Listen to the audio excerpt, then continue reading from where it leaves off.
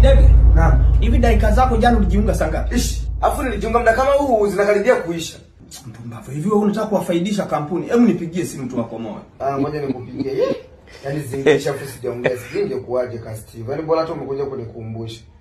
Yaani inaita hiyo.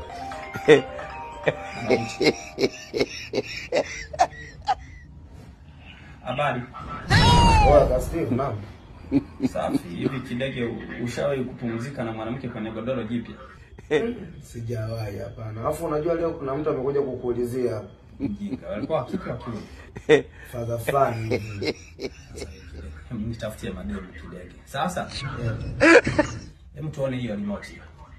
Ipi? Naifahamu, ni original hiyo. Hiyo original TV. Alafu leo umeenda sabuni kunyoa. Hiyo jamaa ananyoa shingapi? 1000 tu pamoja na black. Basi ana bei. Kama kunyoa na black 1000. Hivi unapafahamu Kiparang'anda kule Mkuranga?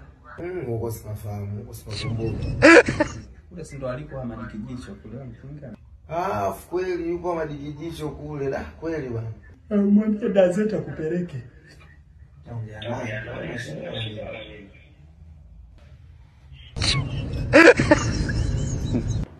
Kidege. Naam, Steve. Umeanza kujitegemea ukiwa na miaka mingapi? Nilikuwa miaka 19 ile. Wewe je?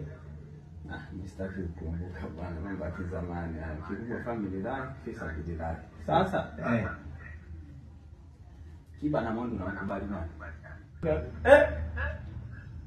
Vipi? Limekata.